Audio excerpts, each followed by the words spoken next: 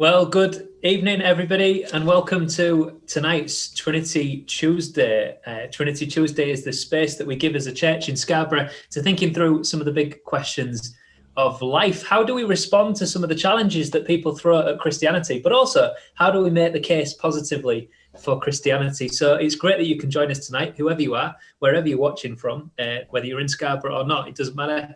It's good to have you with us. My name's Rob. I work at the church here in Scarborough, and it's great to be part of this as we think through some of these things. Tonight, we're thinking through a big subject of freedom. Freedom is something that means so much to so many people. It's quite popular to be talking about freedom today as we think about historical issues of racism and things like that. Freedom's been sung about throughout the ages, from Freddie Mercury to Pharrell Williams. Freedom is huge. But the question is, what about freedom when it comes to Christianity? Is Christianity a straitjacket? So that's what we're going to be thinking about tonight. Lee, our senior minister at Trinity, is going to come and talk to us for a few minutes about that. And then we'll take a short break after Lee has given us a few thoughts. And then we will, in that short break, if you've got questions or comments, then feel free to feed them in. If you're on Facebook, then you can put them in the comments section. If you're watching on YouTube, then put them in the comments section there as well. And then after that short little break, we'll come back together and we'll chat through some of those things that you've thrown our way. So it will be very exciting. But before we get to the questions, we're going to hand over to Lee, and he's going to chat to us a bit about this big issue, freedom. Great, thanks very much, Rob. And I just wanted to start by asking a pretty simple question. Would you be interested in getting to know someone if all you knew about them was what they didn't do? Okay, so just think about it. So you want to get to know somebody, and the only thing that so far you were told is a whole list of what they didn't do. Now, of course, we meet new people all the time. Sometimes we meet them in person. Sometimes we meet them online. And before we actually maybe visibly see them or physically see them, we might read their profile or we might get a little bit of information ahead of time. Well, how would you respond if all you were confronted with was a big list of negatives? They don't do this, they don't do this, they don't do this, whatever it might be. Now, I say all that because I think Christianity has a big PR problem. And what I mean by that is we are often known for what we are against rather than what we are for. It's a bit like meeting someone for the first time. You kind of meet a Christian, and what someone's got in the back of their mind is, oh yeah, those Christians. So they don't do this, they don't do this, they don't believe that. Negative, negative, negative.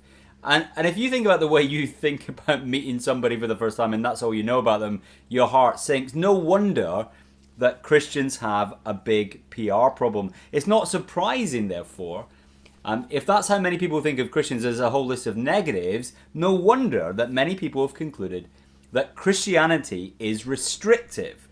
That is, it's bad for us because it inhibits freedom.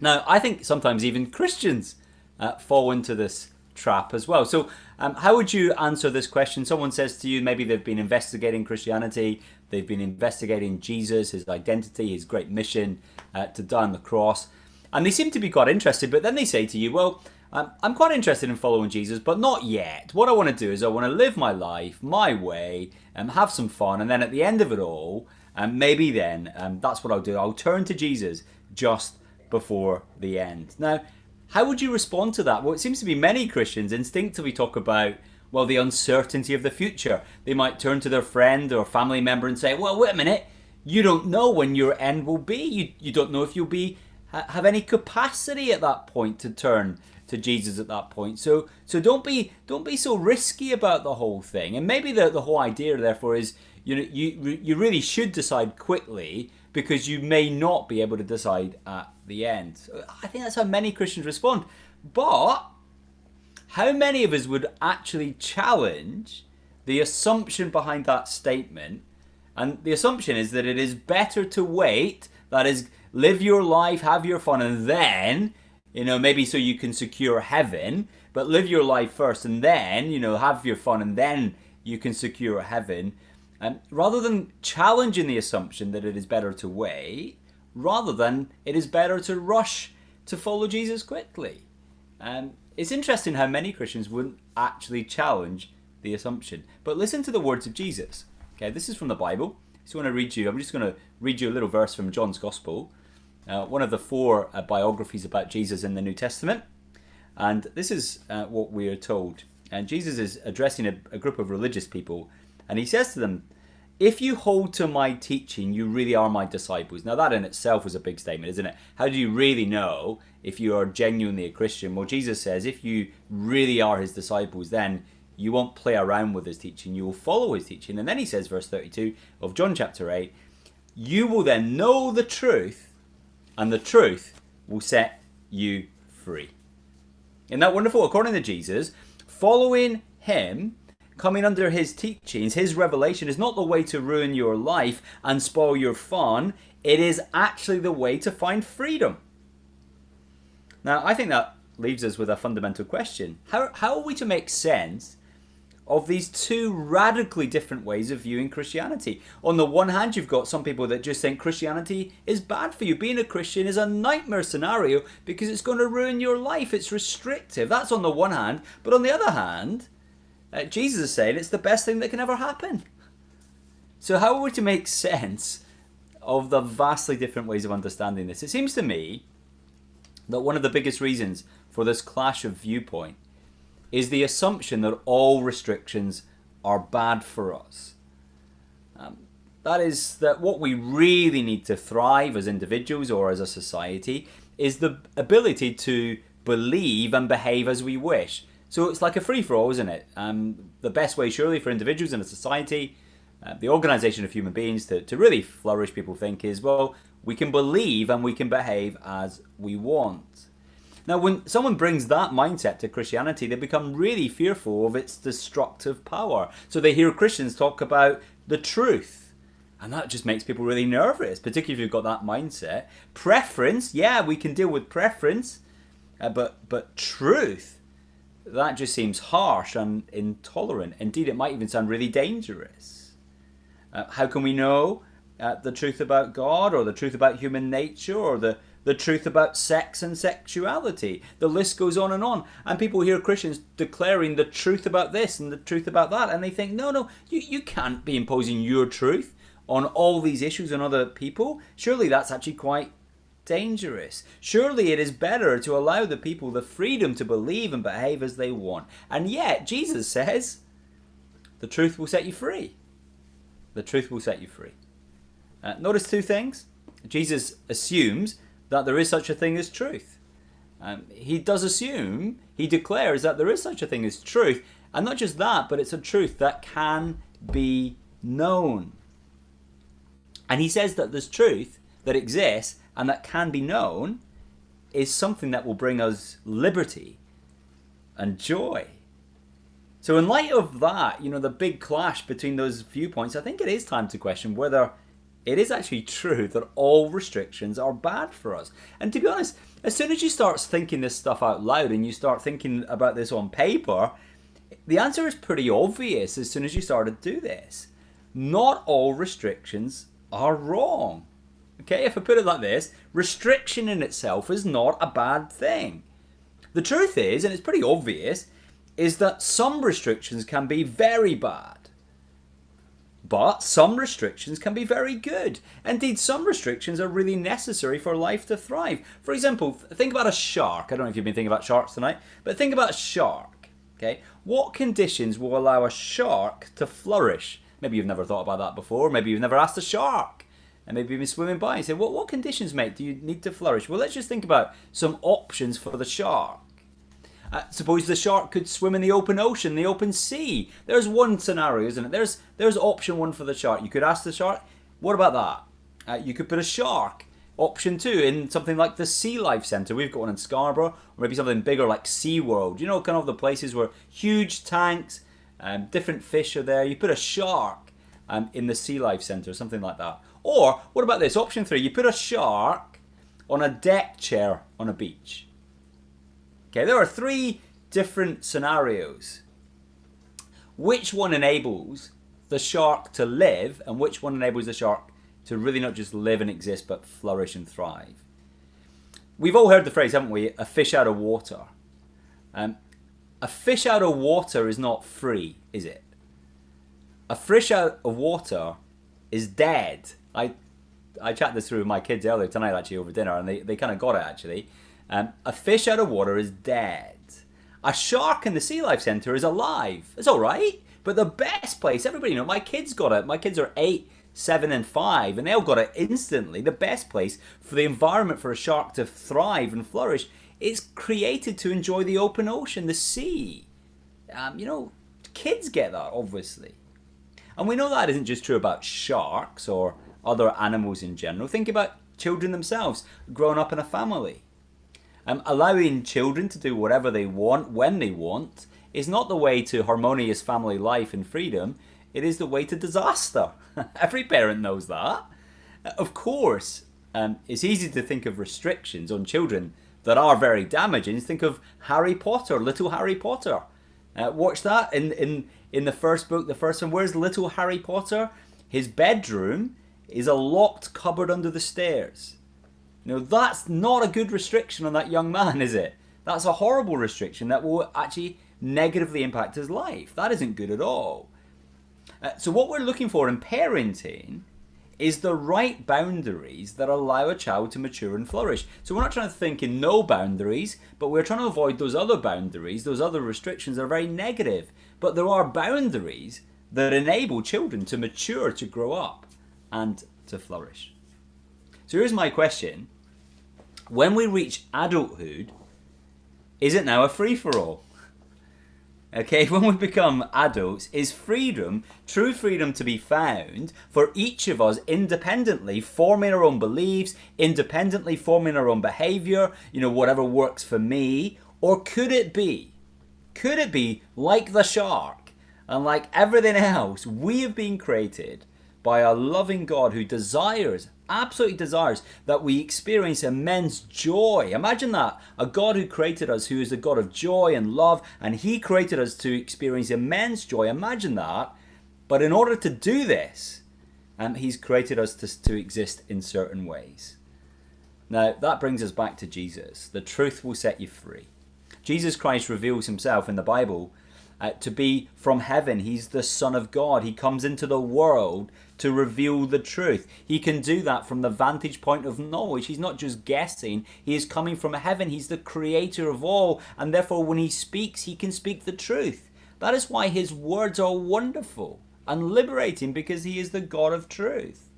Jesus comes into the world and he talks about rescuing people who are in the dark. It's wonderfully powerful language, isn't it? High symbolism here of people who are in the dark. If you're in the dark, the implication is you've no idea what you're doing.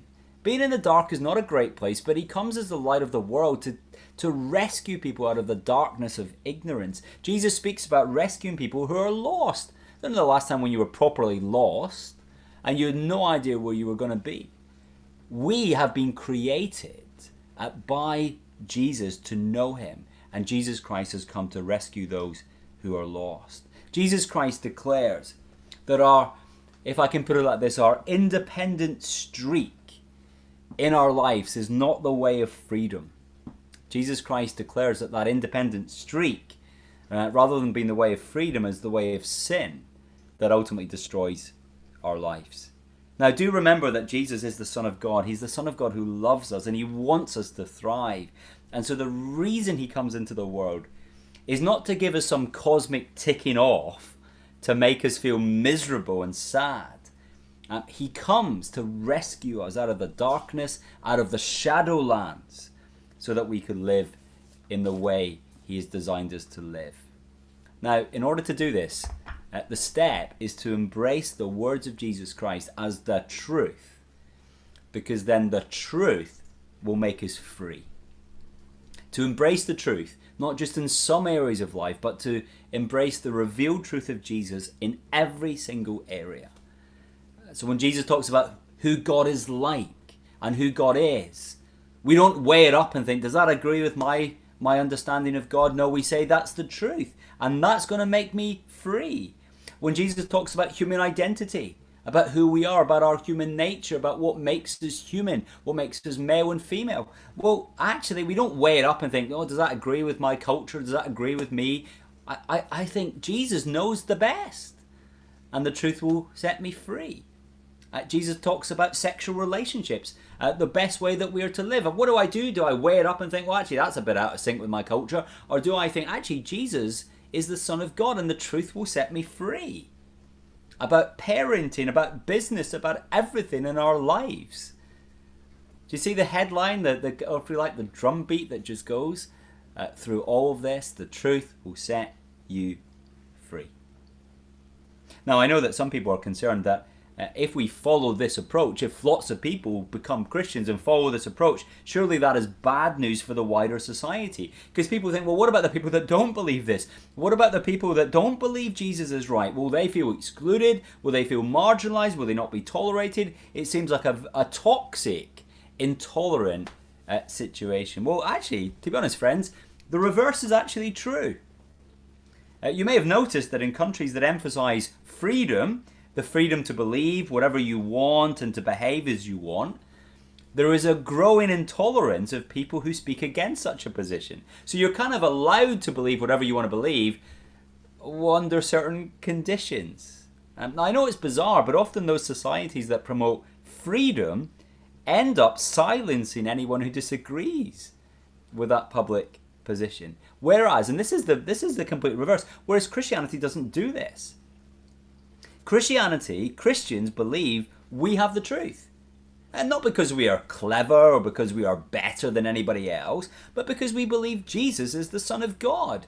And because he's the Son of God, he's revealed the truth. So in fact, rather than Christianity being an arrogant position, the Christian position is a really humble one.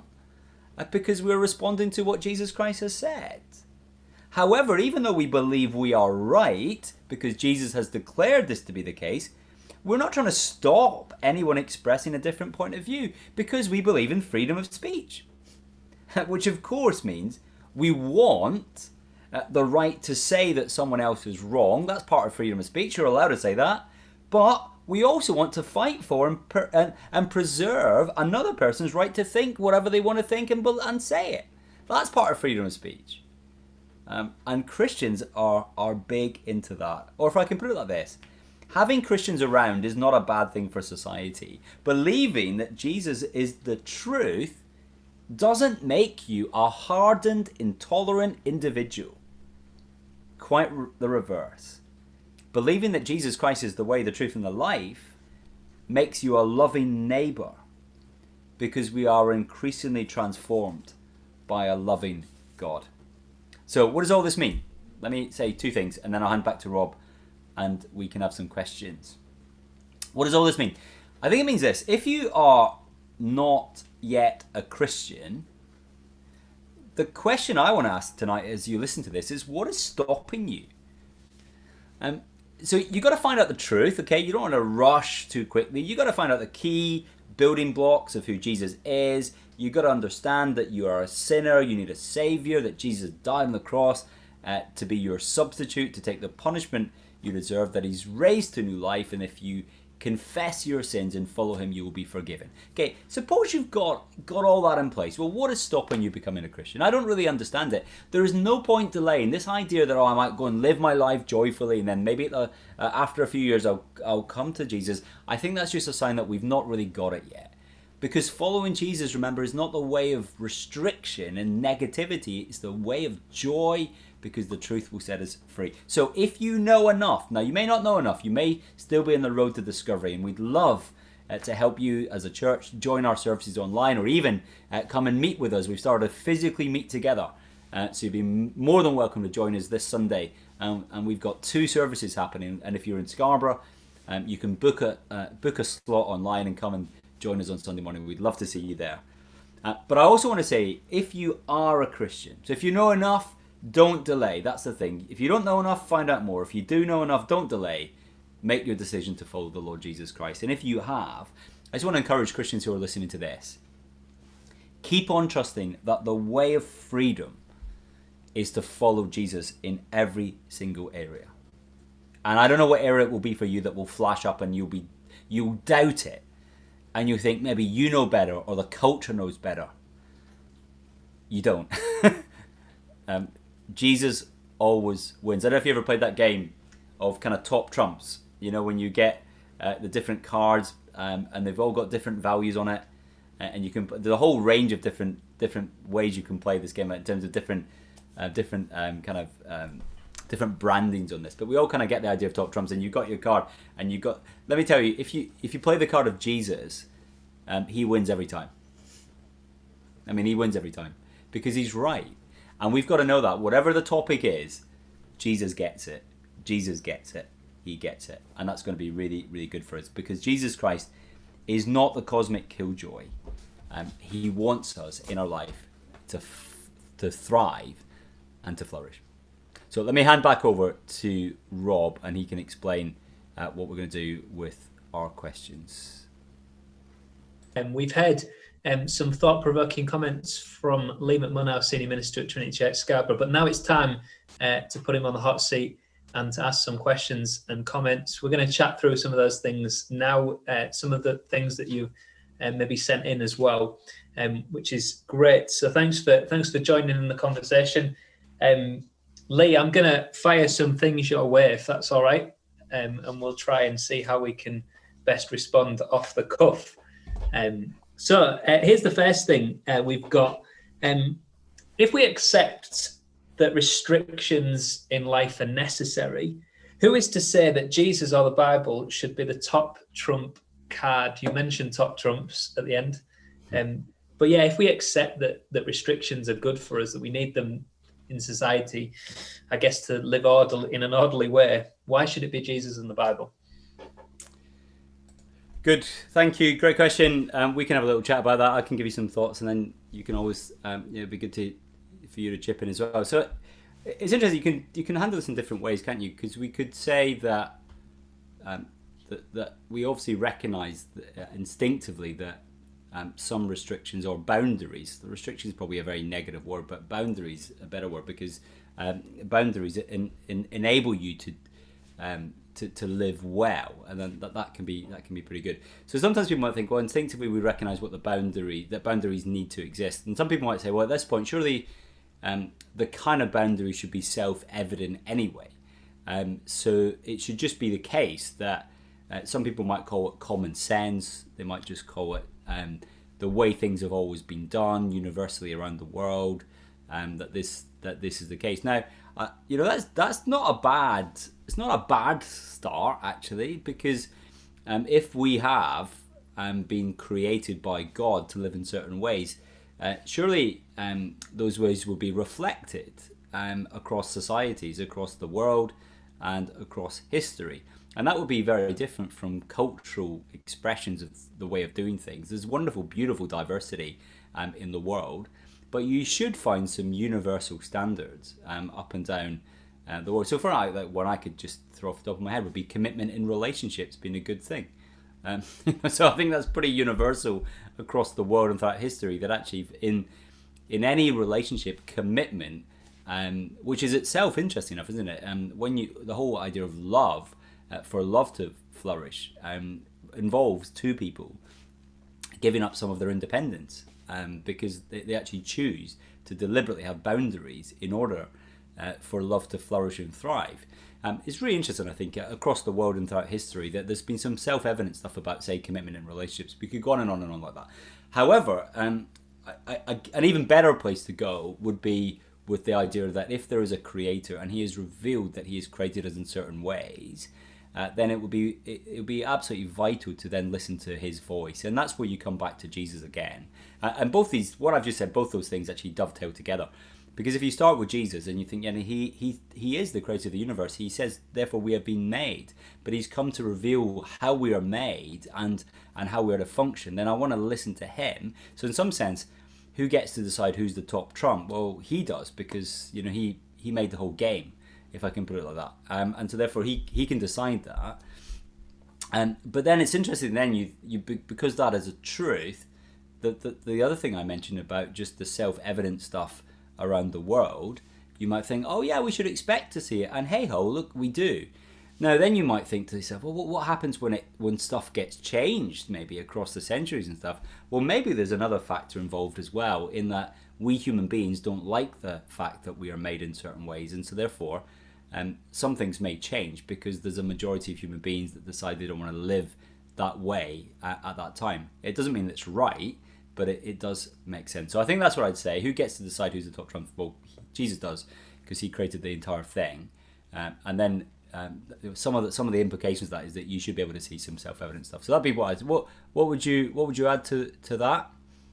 Yeah, I think that's really good. I think there is a reality that we would love. I think in the past I might have loved to have cast Jesus aside as a figment of people's imagination, as kind of fantasy. But there's something really confrontational and powerful about the Jesus who steps into history and says, "Hey, I'm not just some random guy making stuff up, but I'm here to show you that I've got stuff to say, I've got stuff to do. I'm on a mission, and there's things in history that I'm going to do that are going to be really, really, really, really good, undeniably good." And you see him doing good things. And so suddenly then you're like, here's someone that I need to listen to, or here's someone maybe that I need to check out and investigate, the one who's kind of changed the world forever, undeniably. Maybe I should prick up my ears and have a listen to what he's got to say. That's one of the reasons why I would listen to Jesus, I think. But then also it's that reality that I think it is true that I am gonna follow some kind of restrictions. There's not a single person in society that doesn't follow restrictions. So we might like to think that we might like to think that we're free, but we're not really as free as we think we are. When if I'm dead honest, I think I'm actually quite restricted by myself and by the things that often deep within I want to do. But one of the beautiful things that I think you see in Jesus is that he comes and sets me free from me. And yeah, that means that I'm then restricted and called to the things of him, but he sets me free from the most powerful. I think one thing I'd say to that, and I didn't really get round to this when I was talking, that some of the implications of living the way of so-called freedom, that way of independence from anybody else telling you what to believe, or so it seems, in terms of belief and behaviour. That way actually becomes a way of slavery, because actually we become a slave to all sorts of factors. So there are certain addictive behaviours that get set in place in my so-called way of freedom, certain pursuits, passions that I pursue that make me a slave to other people's expectations, or a slave to sinful desire, or whatever it might be. There's all sorts of the slavery of the fear of failure, the fear of not performing, whatever it might be. So in many ways we become enslaved to things rather than the way of freedom. So I think that is something to know. Yeah, that's very helpful. And the next questions coming in, we'll move on so we get through them. But the next two questions, I think I might ask together because I think they're linked, and you can tackle them one by one if you want. But question two is this: why do Christians live in the past, and why are they not prepared to change their views on issues like sexuality? And there's a raft of issues that Christians may get accused of not changing their mind on. But then the third question, I think this relates, is being human. The Bible authors often got things wrong. How do we tell the good restrictions from the bad restrictions? And so there's two questions. You can maybe take them one by one if you want. Or okay, I think what I'd be tempted to do is to start by sort of asking that kind of person a question, really. So if the question is posed, why do Christians live in the past? I think maybe I would ask that person this question: why do you just want to live in the present? Because surely it's better to live with eternity in view. And what I mean by that is I don't just want to be someone who lives in the past, or I don't want to be someone who's just a product of my little span of human existence in my tiny bit of the world. That seems rather silly to me. I want to be someone that kind of span something bigger. And imagine there was a being who was eternal, and therefore a being that was unchangeable. And that's a lovely thing to think about, permanency and standards that actually continue. That's actually really good, isn't it? In terms of, and we've got so many features of our life where that's a lovely, lovely thing, isn't it? So the fact is that gravity has been gravity, and continues to be gravity, not just in the past, but in the present, but in the future, is a really good thing, actually. To that sort of stability is quite helpful.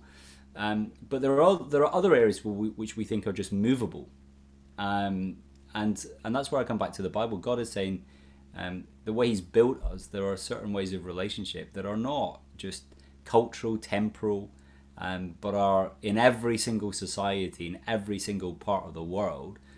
The God who made us knows best. And I still think you see these, as I said, the example I gave you about commitment in relationships, these things don't change. There's a permanency about that, which is what we want. Now, of course, in certain cultures, when people really do embrace this idea of, I think it's a false understanding of what freedom is, this idea that freedom should be defined by the ability to decide for myself what I believe and how I behave. We just got to challenge that. That's not freedom. Freedom is the ability to flourish in the way you've been designed. That's what freedom is about. But when people embrace freedom as in, I can do what I want, I can think what I want and do what I want, it is absolutely no surprising that when you walk down that road, you just start deciding, I'll do this and I'll do that, I'll do that. Hey, I actually think that's actually living in the present. That's been part of a cultural moment.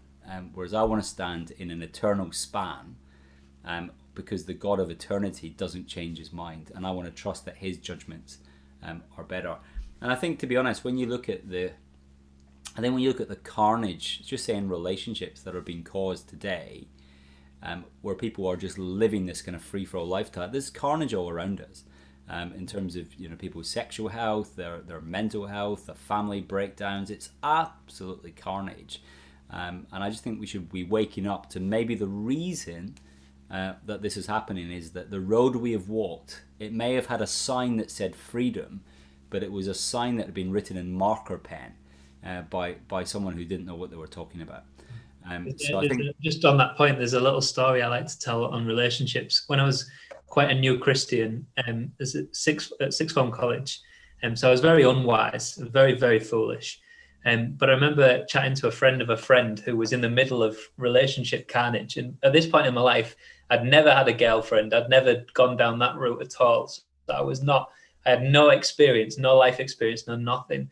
I remember having this conversation in the middle of the library, and when we were meant to be quiet, obviously, and we were talking. I was listening to this friend of a friend tell all of what was going on, and I just started to speak and open my mouth. And because I'd been chewing a lot on the Bible at that point, she said, "How do you know all of this stuff?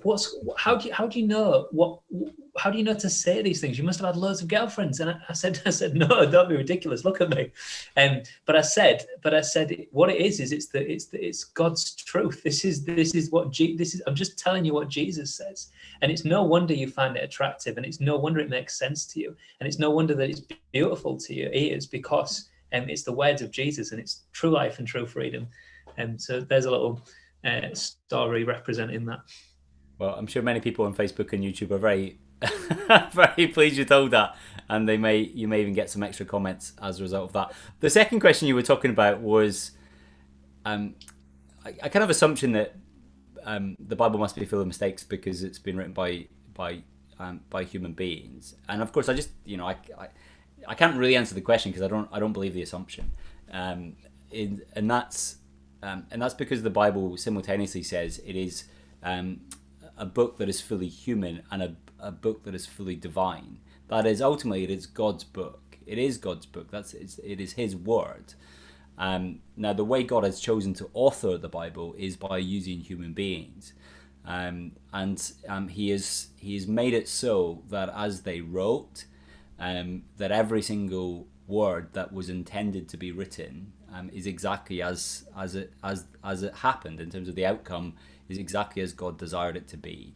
Now, it doesn't mean that human beings started to write like this and then suddenly they were seized by God and they start to write like this. It's actually that God is just superintending everything, every detail of their life into that point, every thought that they've ever had, every inspiration as they put the words to the page is exactly as God wanted. So inspired by the Holy Spirit, which means that the final product doesn't have mistakes. And so the original manuscripts of the Bible are without mistakes, because it is God's book. Yeah, I think that issue of assumption is really important. Is you can go on the internet, I'm sure, and find plenty of things that will talk about the Bible, but you can find a lot of great stuff where the Bible is held up to be authoritative and true. What are the things that are got wrong? I think that's a good question to ask. What are the things that it gets wrong? Ask that question specifically, and then my experience has been that as we look more closely, there's wonderful answers, and there's wonderful clarity, there's wonderful reliability in the Bible. That's been my experience and many other people's experience. It's good. It's a good book. It is, and I think it's interesting just because some people say things are just self. People are often not talking about when they talk about this about historical details or dates or times. They often mean the Bible says something which our culture doesn't agree with. Doesn't mean it's wrong. It means so it's different. That's just that. So let's start with the obvious thing. It is different. Just because something's different doesn't mean it's wrong. It might be right, and we could be wrong. So you start with the obvious. It's different. So, for example, one of the philosophies of our culture at the minute is the little phrase it summarizes it is love is love. So people think it's so self-evident, isn't it? Love is love, which kind of means that you love anybody you like. That's fine. But actually, even the people that believe that, there are still restrictions on that, because you can push the boundaries of that and say, really? Do you mean love is love? And people go, oh, well, no, I don't really mean that. I mean love is love if according to these conditions. But then you might somebody else. Oh no, I don't. I think that's too restrictive. And then here we go again in terms of who decides what's restrictive. Whereas I think the safety of the Christian is that we're saying that the person who defines what love is and who wants us to thrive is the God who made us. And I think that is a much more humble position to be in. So I just think let's work out. Difference doesn't mean right or wrong at this point. It's different. We've got to work out what the implications of that. That's great. That's brilliant. We'll go to the last question, if I can find it here. It's similar to what we've kind of already chatted about, but it might be the last bit that we want to end on. Aren't there other ways of working out what is right and wrong? We've talked a little bit about that. And how can we live freely? Surely the best way is working it out ourselves. We've talked a little bit about that, but maybe some closing comments. Is it surely the best way is working it out ourselves?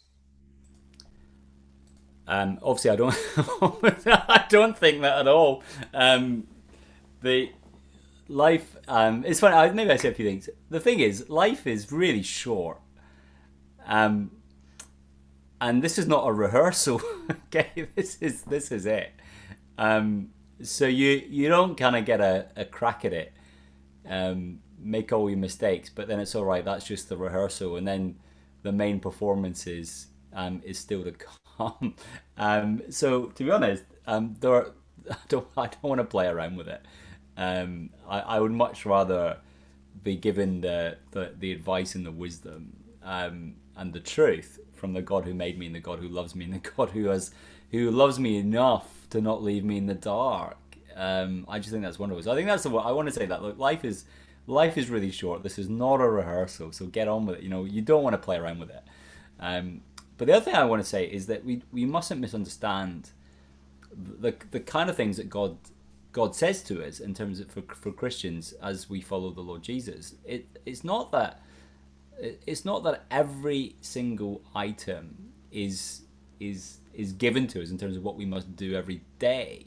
So it's not like I wake up as a Christian and think, right, okay, I'm having my breakfast, so let me turn to the book of the Bible called the Book of Breakfast, and then it's now Monday, so therefore I'm going to look at what God says what I should eat on Monday in the Book of Breakfast, and then I turn to the Book of Dinner, and then I turn to the book of what work I do, and then I turn to whatever. No, the Bible doesn't say that.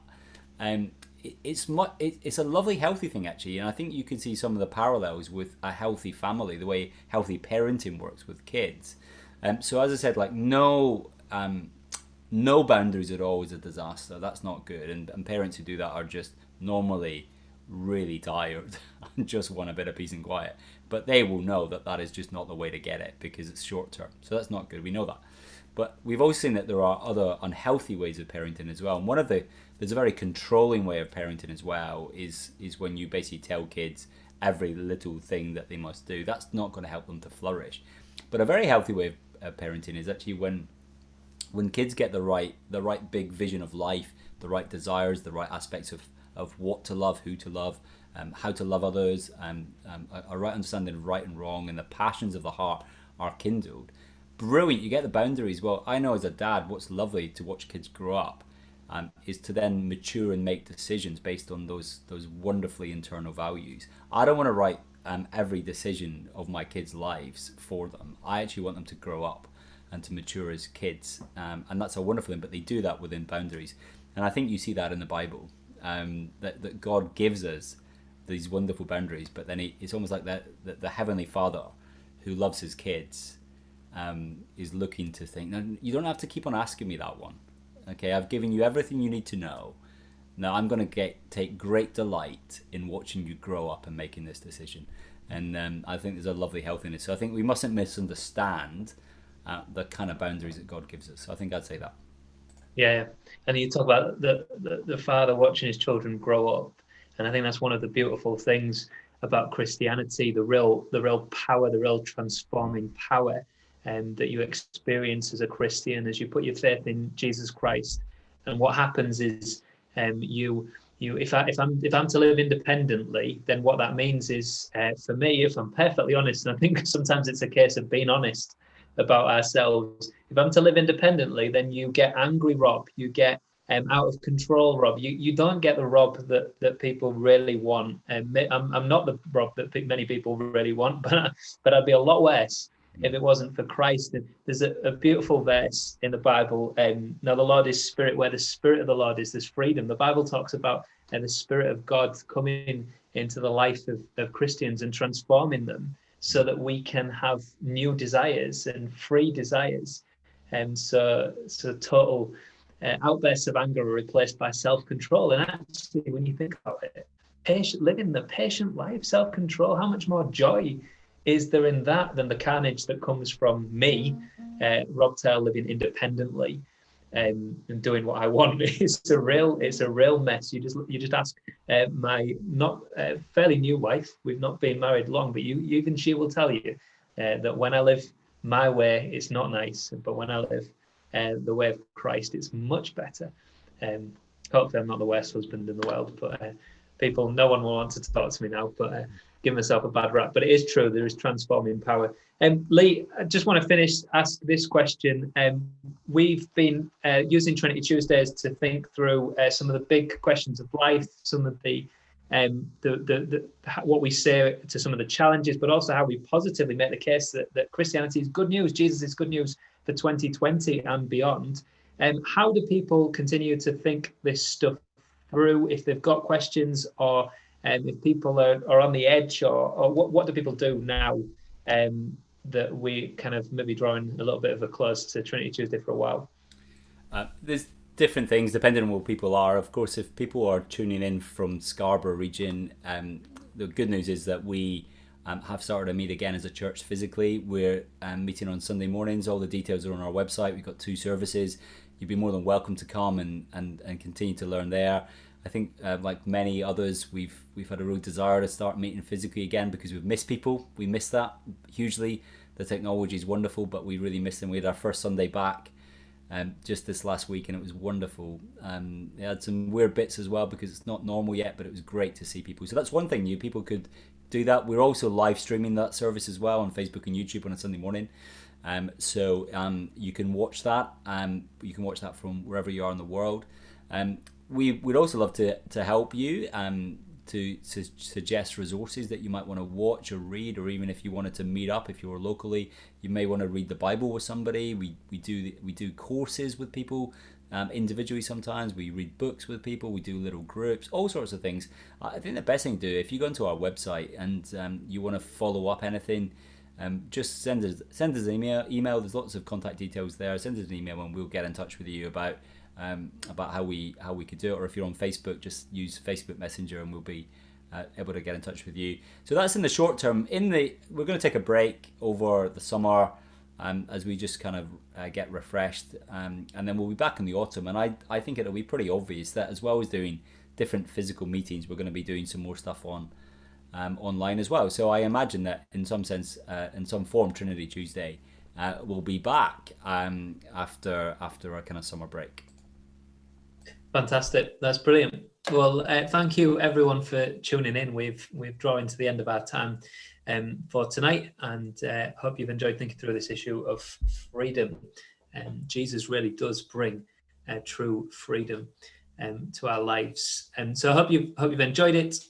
Do connect with us again in the autumn, or definitely connect with us before that in person, or go to our website and you can get our contact details there. So have a good rest of your week, and we'll hopefully see you soon.